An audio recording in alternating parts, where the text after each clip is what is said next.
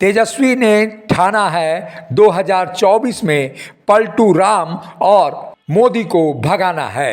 राष्ट्रीय जनता दल की ओर से आयोजित महागठबंधन की रैली पटना के गांधी मैदान में 3 मार्च को आयोजित हो रही है। इस रैली में भाग लेकर लोकतंत्र के सारथी तेजस्वी यादव के हाथों को मजबूत करें। तेजस्वी यादव जी ने ठाना है 2024 में भाजपा को भगाना है। आइए इसी संकल्प और विश्वास के साथ आगामी 3 मार्च को पटना में होने वाली रैली में हम लोग भाग लें। जय लालू, जय राबड़ी, जय तेज, जय तेजस्वी। बीजेपी ने झारखंड से 11 लोकसभा सीटों पर अपने प्रत्याशियों की घोषणा कर दी है। राजमहल से तारा मरांडी तो वही हजारीबाग से मनीष जायसवाल, लोहरदगा से समीर उरांव और चाईबासा से गीता कोड़ा के नाम की घोषणा की गई है, जबकि धनबाद, चतरा और गिरिडीह के नामों की घोषणा नहीं हुई है। भारतीय जनता पार्टी ने लोकसभा उम्मीदवारों के पहली सूची जारी कर दी है। 16 राज्य, 2 केंद्र शासित प्रदेश की 195 लोकसभा सीटों की घोषणा बीजेपी ने कर दी है। बीजेपी के राष्ट्रीय महासचिव विनोद तावड़े ने लोकसभा प्रत्याशियों की घोषणा करते हुए कहा है कि प्रधानमंत्री नरेंद्र मोदी वाराणसी सीट पर चुनाव लड़ेंगे। इस लिस्ट में 34 केंद्रीय मंत्रियों का भी नाम है। वहीं 28 महिलाओं को उम्मीदवार बनाया गया है।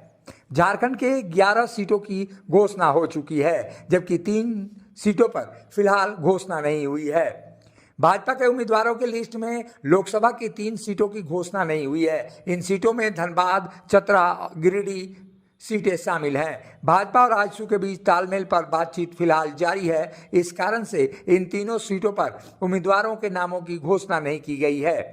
वहीं राजमहल से ताला मरांडी, दुमका से सुनील सोरेन, गोड्डा से निशिकांत दुबे, कोडरमा से अन्नपूर्णा देवी, रांची से संजय सेठ, जमशेदपुर से विद्युत बरन महतो, सिंहभूम से गीता कोड़ा, हजारीबाग से मनीष जायसवाल, पलामू से बीडी राम, खूंटी से अर्जुन मुंडा और लोहरदगा से राज्यसभा के सांसद समीर उरांव को मौका दिया गया है। बीजेपी ने जिन नामों की घोषणा की है उसमें यही लग रहा है कि बीजेपी फिलहाल पहले से ही घोषणा कर देना चाहती है ताकि सीटों पर दावेदारी मजबूत तरीके से हो सके।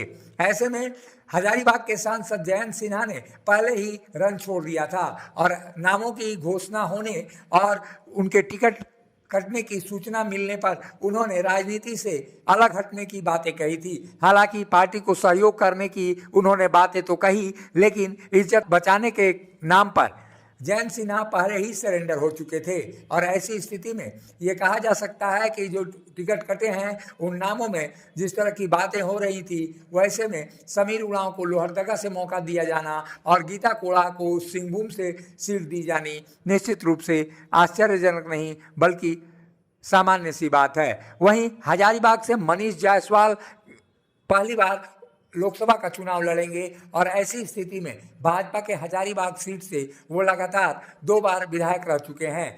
वहीं ये संभावना जताई जा रही है कि मनीष जायसवाल के समीकरण मजबूत होने के कारण हजारीबाग लोकसभा सीट उनको दी गई है। देखिए, हल्की बात और सच्ची बात में दोनों में अंतर होता है।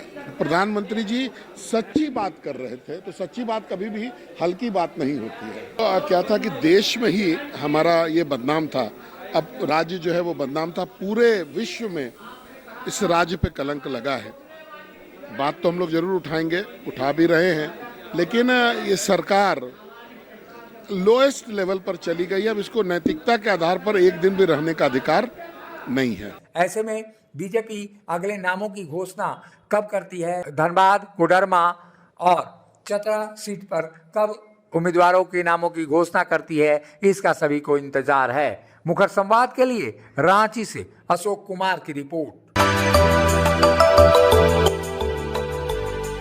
मिनी लंदन मैक्लुस्कीगंज प्रकृति की गोद में बसा ड्रीम डेस्टिनेशन आपका कर रहा है इंतजार। आइए अपने यादगार लम्हों को बिताइए ड्रीम डेस्टिनेशन में।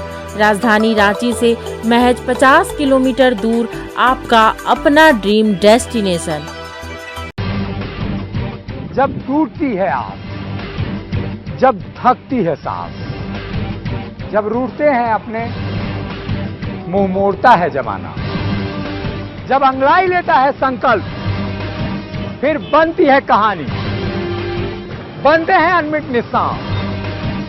देखिए मेरे साथ संघर्ष की दास्तां।